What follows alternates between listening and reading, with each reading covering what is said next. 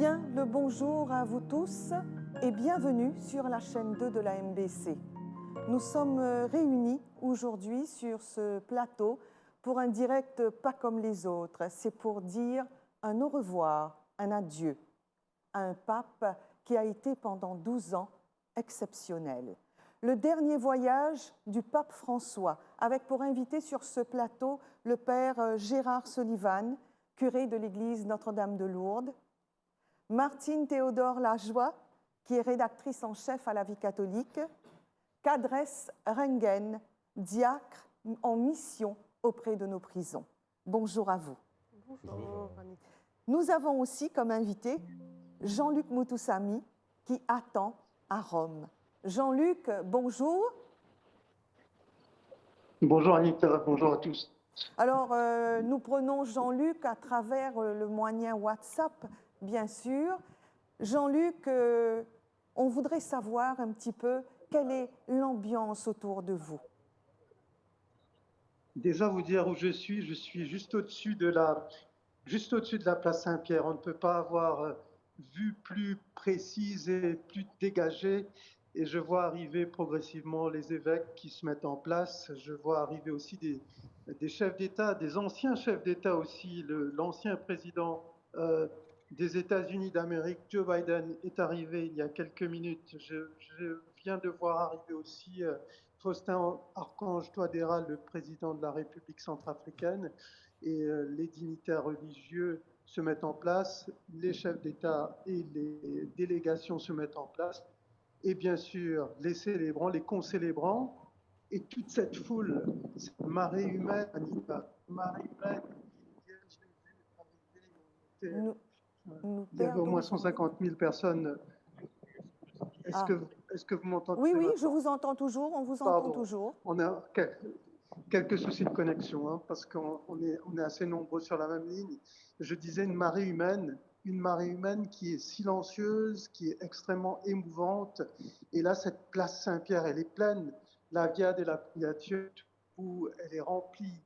Déjà, on est à environ 45 minutes du début de la cérémonie, et c'est déjà noir de monde. Je n'ose aller derrière plus loin. Eh bien, je ne peux pas voir toute la rue. C'est extrêmement brillante, mais aussi pleine de, je dirais, de gratitude. Pleine de gratitude pour celui que nous allons saluer, là, qui va arriver dans quelques instants. Le cercueil a été fermé hier et il y a ici beaucoup de gratitude et de joie. Il y a seulement une semaine, les chrétiens, les catholiques célébraient la fin du carême avec la veillée pascale le samedi soir, et maintenant nous sommes déjà aux funérailles du pape François.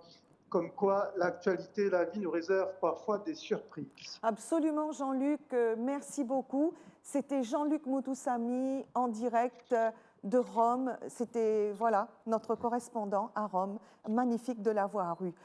Le 265e successeur de Pierre fut un homme habité de sa mission. Il a prôné une église qui va vers les périphéries, qui va vers les pauvres. Père Gérard Sullivan, cette église, vous l'avez ressentie comment ces 12 dernières années? Eh bien, d'abord, je suis très reconnaissant au pape qui est venu des années plus tard me donner des mots pour justifier, pour expliquer ce que j'essayais de vivre depuis mon ordination en 70. Parce que ce qui s'est passé, enfin les gens qui m'ont côtoyé de près depuis donc 55 ans, cette année-ci que je suis prêtre, en même temps, nous avons été ordonnés ensemble avec Monseigneur Maurice Piat, qui est devenu évêque et cardinal. Eh bien, dès cette époque-là, j'avais l'intuition, parce que bon, j'avais été formé à la fin du concile, et puis donc dans le contexte de Paris, avec les turbulences étudiantes et tout de mai 68, dès cette époque-là, après mon ordination, j'avais cette intuition très forte que je n'allais pas rester enfermé dans une cure ou dans une sacristie.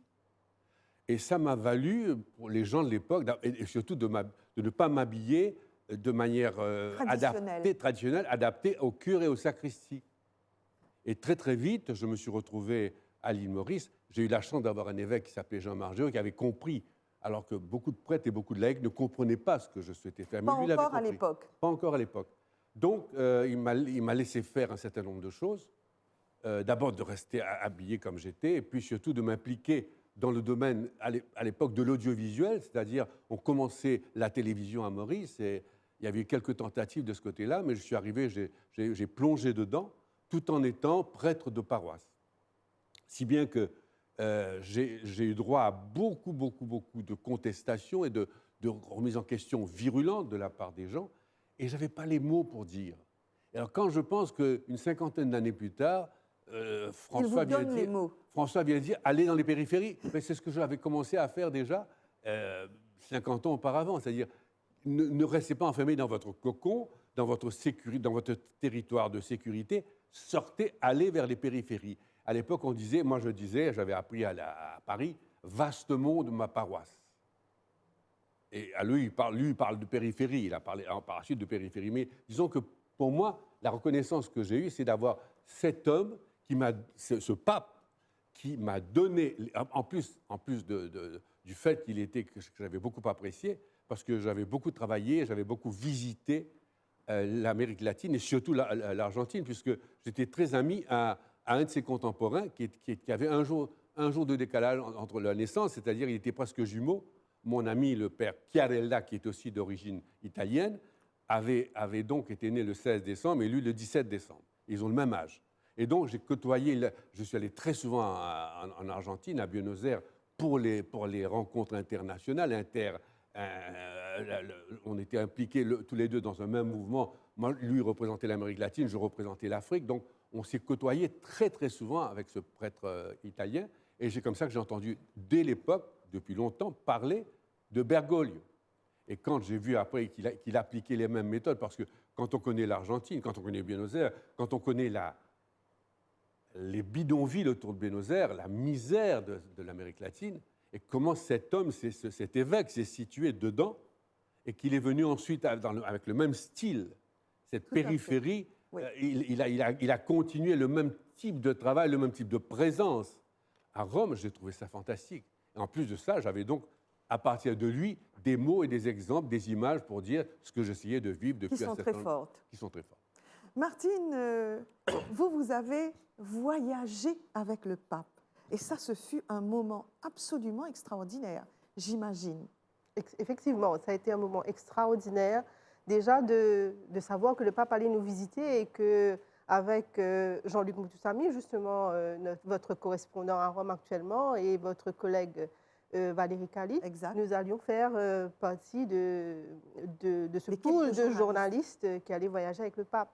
Et nous avons eu l'occasion d'être au plus près de lui et de vraiment voir concrètement tout ce dont il a toujours parlé, ce pape de proximité, ce pape qui véhicule la joie. Je refais un flashback de ces moments et je vois au Mozambique cette marée humaine, les gens qui se tiennent la main et qui courent dans les rues alors qu'il était nuit noire, heureux d'accueillir le pape et qui, lui, prend la peine de les saluer.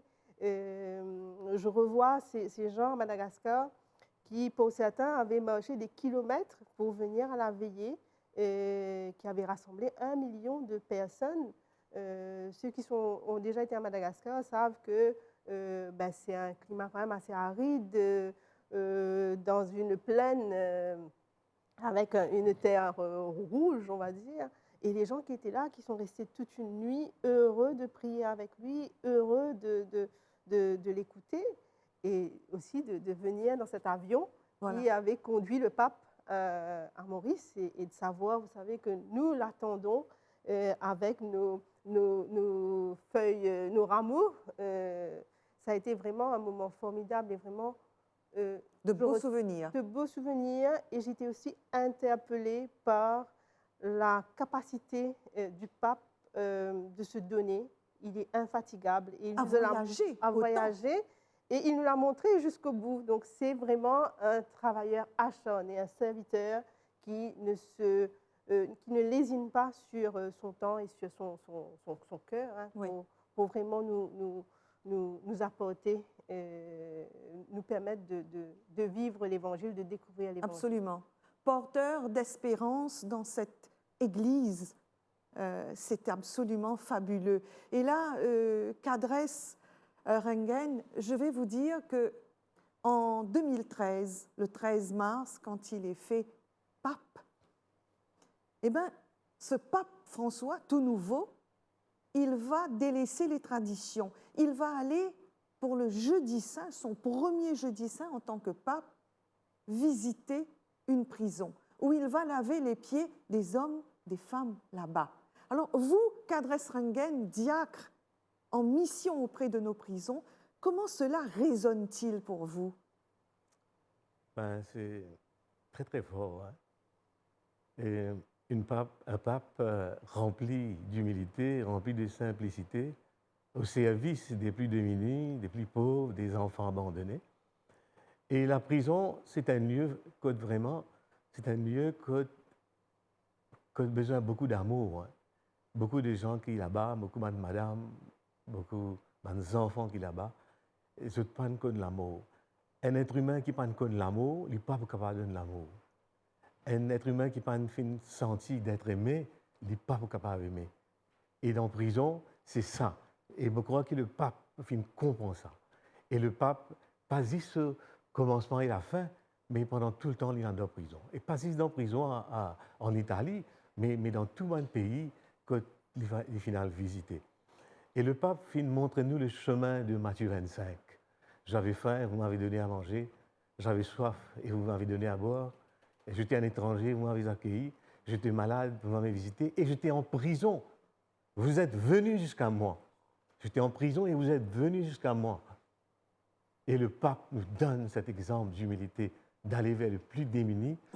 Et à la prison, moi, je rencontrer beaucoup de madame, beaucoup d'enfants, beaucoup de messieurs qui vraiment besoin de l'amour-là. Un simple petit exemple, hein, parmi tant d'autres. Me rencontrer un détenu qui a un coup de couteau dans la guerre et qui, le soir, au service de la santé à la prison, quand on allait mal rencontrer lui, il n'est pas de prendre ce médicament. Il est fan de ce médicament en bas, avec toute une colère. Moi, je me dis, prends ton médicament, il y a un peu de temps pour toi. Il ne pas répondre moi. Il reste tranquille, il guette plafond. Plusieurs fois, moi, je le rencontrer lui. À un moment, il dit à moi, mon papa est causé à où? Qui fait continuer causer à moi, persister causer à moi? Là, je me dis, tu te connais? Je suis extra content. Je finis tant la voix. Et cette phrase touche lui. Et nous finirons camarades. Et nous finirons dans l'accompagnement. Et il n'a pas fini de retourner en prison. Et il finit de sentir aimé. Et vous connaissez les détenus, ils ont gagné toutes qualités, non. Il y a un démuni. Toutes qualités, non. Oui. Et alors, arrivé un moment, je dois adapter ce nom-là. Je suis content qu'on appelle les autres ce nom-là. C'est un nom du mal, de l'esprit du mal. Mais au moment où vous dites, tu connais toi un enfant, mon Dieu. Tu connais un petit monde qui compte en toi. Ça change tout. Voilà. Alors, le pape, quand il est allé, quand il lave les pieds et quand il embrasse les pieds man détenus, ça touche. Oui, et ça touche le monde entier. Ça touche beaucoup l'humain. Alors, je crois que le pape qui a un grand héritage pour nous. Et aujourd'hui, il y a un héritier du royaume. Oui. Aujourd'hui, il y a un béni. Hein? Venez les bénis de mon Père, comme on dit dans Matthieu 25. Et aujourd'hui, il fait ce chemin. Aujourd'hui, il quitte un grand héritage pour nous. Et je crois que la prison, c'est un lieu, le plus grand programme qui nous a mis à la prison, c'est donner cet amour de Jésus, cet amour de Jésus-Christ. Aimez-vous les uns les autres comme je vous ai aimé. Alors, c'est un grand message. Le pape a eu l'occasion de rencontrer lui avant la messe à Marie-Reine de la Paix, quand il y a une l'accolade. Mais ce regard suffit. C'est un regard d'amour, un regard d'humilité. Et nous avons l'occasion de donner la paix du Christ avec tous les autres diacres et communier avec le pape qui donne nous la communion. C'était extraordinaire. Pour moi, le pape, c'est mon héros. Et c'est le premier pape qui n'est pas issu de l'Europe. Oui. Oui, enfin, ses ancêtres sont de l'Europe, Oui. italiens, mais Mais c'est vrai lui- que lui, d'Amérique latine, il est très marqué par son appartenance à l'Amérique latine, ça c'est sûr, et de Buenos Aires en particulier, enfin de l'Argentine en particulier. Oui, tout à fait. Oui, oui. Et il était ce pape qui a jeté les ponts vers les autres. Je crois que Jean-Paul II l'avait compris avant lui, c'est le pape des médias. Beaucoup de gens ne réalisent pas à quel point les images, les signes qu'on donne, les symboles audiovisuels sont importants. Et que aussi bien l'audio que le visuel ont des codes qu'il faut apprendre. Ah oui, Qu'il faut apprendre, parce qu'on ne peut pas faire n'importe quoi. Et le pape l'avait compris. Un pape que ce soit sur l'Internet ou à la télé, qui est en train de laver les pieds en gros plan, laver les pieds d'un prisonnier, qui embrasse le pied d'un prisonnier, ça vaut 10 000 messages, 10 000 chapitres d'un livre. Oui. Je crois que c'est aujourd'hui. Ce pape-là, il avait ce sens, il savait les gestes qu'il fallait, les mots qu'il fallait, surtout les gestes. Je trouve extraordinaire cette façon qu'il a justement d'aller vers les prisonniers, comme a dit Cadrès, mais d'avoir ce type de geste dont tout le monde se souvient parce qu'on garde la mémoire de ces images-là. Pas forcément la mémoire de ce qu'il a dit, mais la mémoire de ces images traverse le temps et nous donne un pape proche des gens, une église beaucoup plus proche qu'autrefois des gens. beaucoup plus proche qu'autrefois, et ces 12 années nous l'ont montré.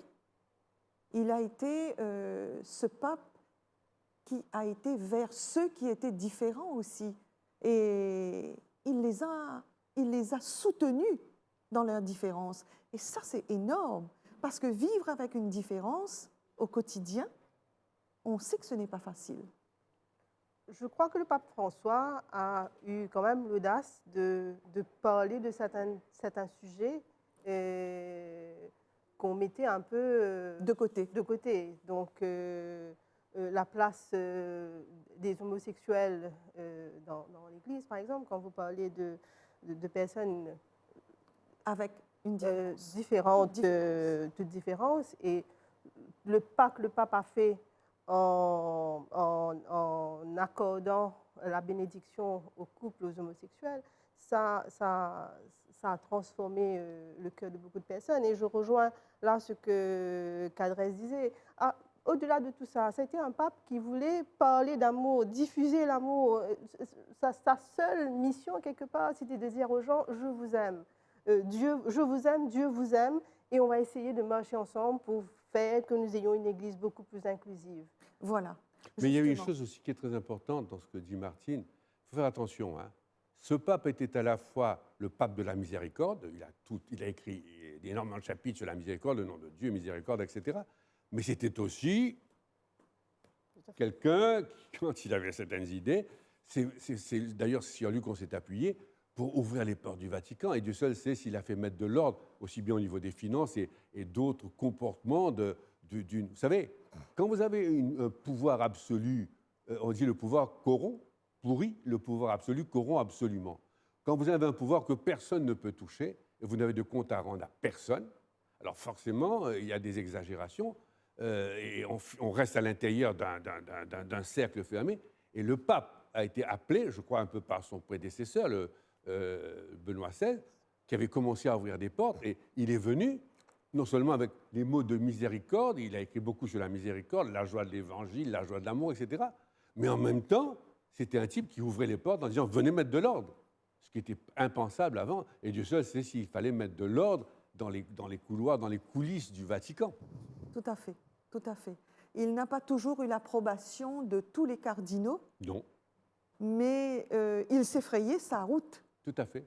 Mais ce que je trouve très intelligent, c'est qu'il a touché à des sujets très sensibles, comme une des choses qui me parle aussi, non seulement je disais tout à l'heure par rapport à sortir, aller vers la périphérie, mais l'autre chose qui pour moi est un sujet sensible, mais qui va être remis sur le tapis dans les années qui viennent, c'est l'ordination d'hommes mariés.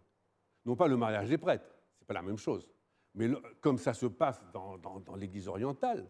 L'Église orientale a le choix entre un clergé célibataire et un clergé marié, mais on fait ce choix avant d'être ordonné. Alors le pape a touché à ça avec l'Amazonie. Alors, on est tombé dessus parce que le trésor sacré du célibat des prêtres. Moi, je suis pas contre le célibat des prêtres, je trouve ça fantastique. Mais je trouve que dans le contexte où nous sommes aujourd'hui, Il faut s'ouvrir. Ouvrir ce sacerdoce, Oui. comme ça c'était dans le passé, Absolument. à d'autres catégories de personnes. Je vous donne un exemple. Je n'ai pas été chercher en Amazonie, je suis avec un prêtre qui fait la même chose que moi, engagé dans le diocèse et engagé comme représentant de mariage rencontre de Marie-Jeanne Canteur à Madagascar. Il a en plus, lui, 30 paroisses de brousse qu'il voit 2 jours par an. 48 heures, les 363 autres jours, les communautés, les paroisses de brousse sont maintenues par des catéchistes, des gens âgés, mariés, avec femmes et enfants, alors qui font tout, qui entretiennent, qui nourrissent spirituellement ces personnes, mais qui n'ont pas le droit, le pouvoir sacerdotal, de confesser, de célébrer l'Eucharistie. Alors, c'est un fonctionnaire qui vient tous les ans passer 2 jours. Lui, il a tous les pouvoirs parce qu'il est célibataire. Mais qui nourrit ce peuple? Alors, quand le pape ouvre cette perspective en disant peut-être qu'on pourrait ordonner ces catéchistes.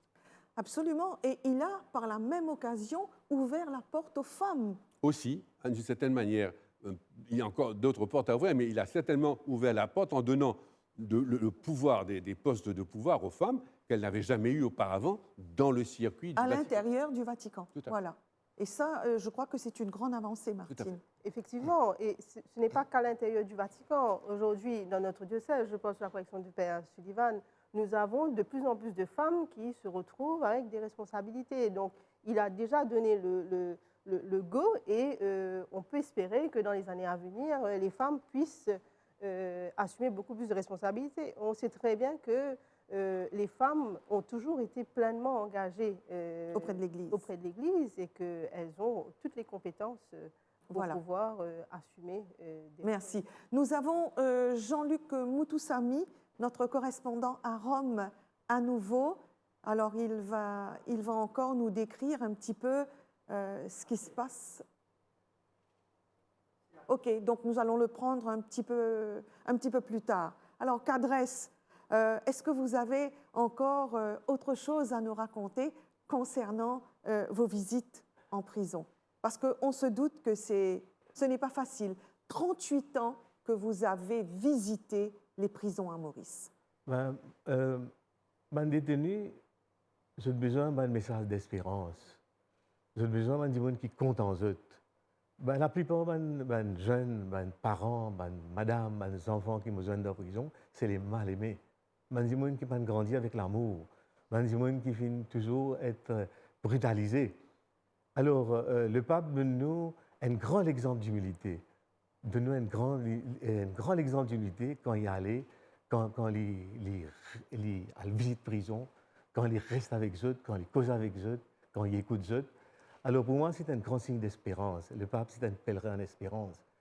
C'est un pèlerin d'espérance, c'est un pèlerin de la paix. Pèlerin de la paix. Et simplement un mot, hein? Ouais. Simplement, on est qui te demander, et un mot très simple qui sortit dans la bouche. Il se fait petit, hein? Oui. Il se fait petit parmi. Et c'est quand moi, je suis rencontré lui, hein? Et ce visage même, c'était extraordinaire. Hein? Oui. C'est extraordinaire. Et pour moi, le pape, pour nous, c'est l'amour, hein? C'est l'amour qui est partagé par Dieu. Oui. Et c'est parole de Jésus, en fait. Hein? Comment nous dire, c'est un pape qui est vraiment habité par le sens de sa mission. À aucun moment, Père Sullivan n'a pas fait une sortie, en dehors de ce chemin clérical, hein, quand il a fait œuvrer toujours avec, par exemple, les encycliques. Oui, il a été fantastique à l'intérieur de l'Église. C'est un pape dont, écoutez, moi je trouve fantastique cette façon qu'il a d'écrire et d'une manière très accessible. Je me rappelle, à la vie catholique, dans les premiers temps, les premiers mois, les premières années...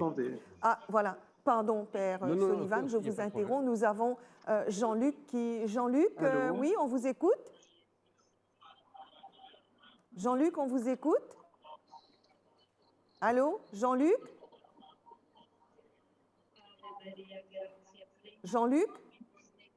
Allô? Oui, Jean-Luc, on vous écoute, on vous entend.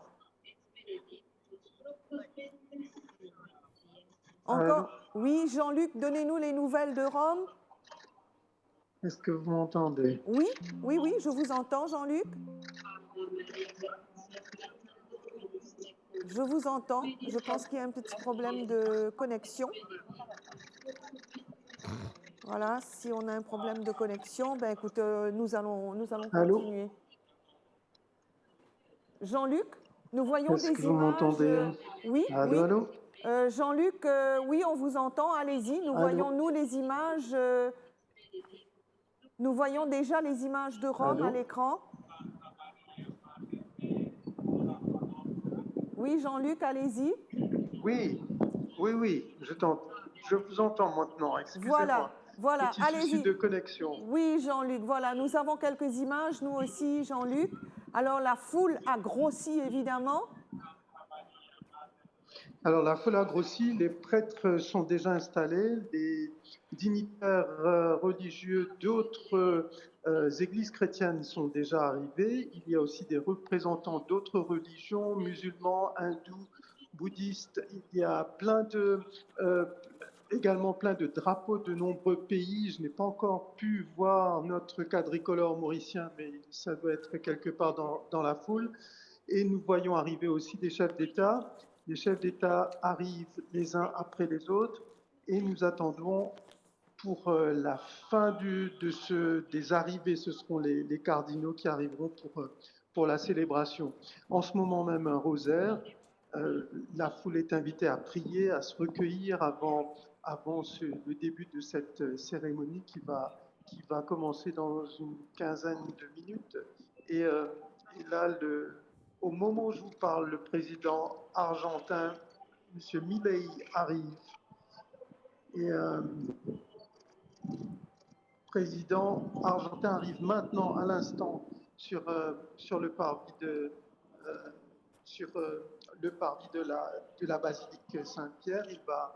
Il va aller s'installer. Il fait partie des deux groupes, les Argentins et les Italiens sont les deux groupes qui sont devant dans le cadre de cette foule de chefs d'État qui sont réunis. Alors ils sont comme tout le monde, vous savez, ils font des photos, ils se prennent en selfie.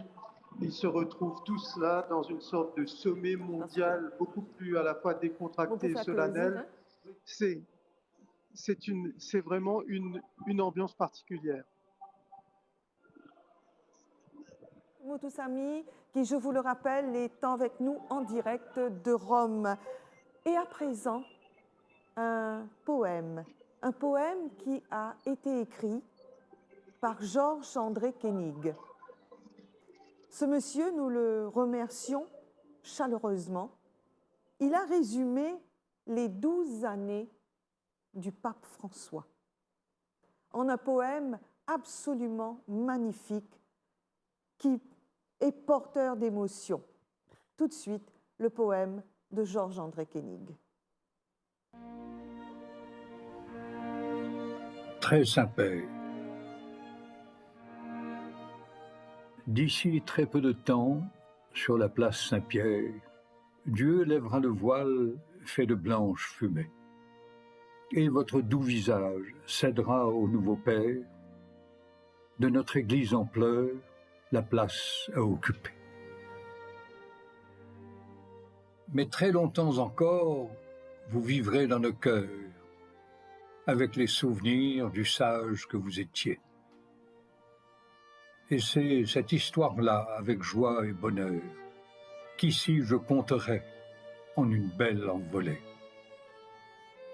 Pasteur des bidonvilles en terre argentine, où la richesse ne se trouve qu'au plus profond des cœurs, le destin vous plongea dans des joutes intestines pour tâcher de veiller à ce que le souffle ne meure.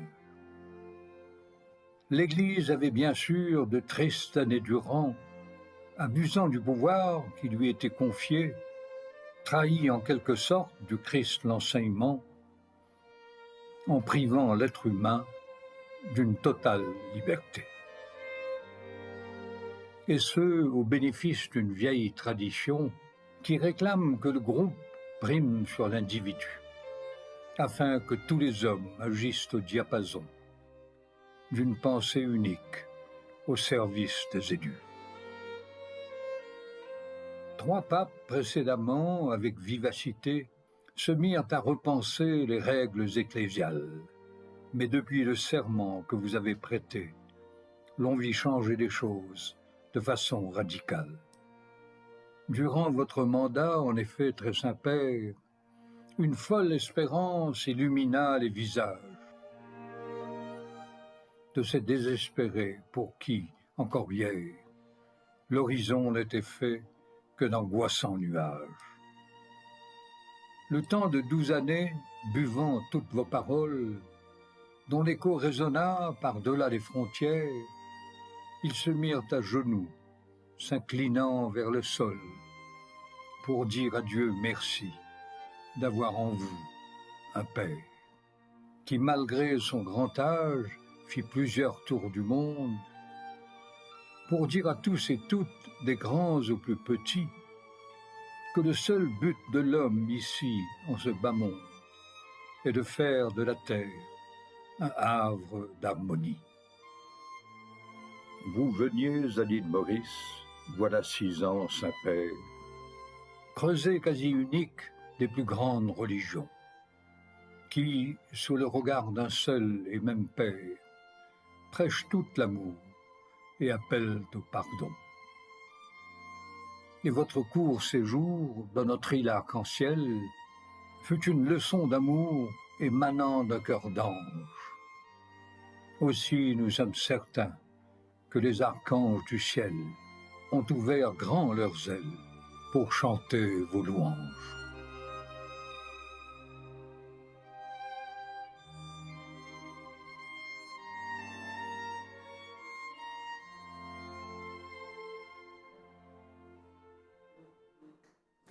Tout est dit, beaucoup d'émotions sur ce plateau. Nous allons nous dire au revoir et continuer à suivre le dernier voyage du pape à Rome. Merci à tous et passez une très bonne journée.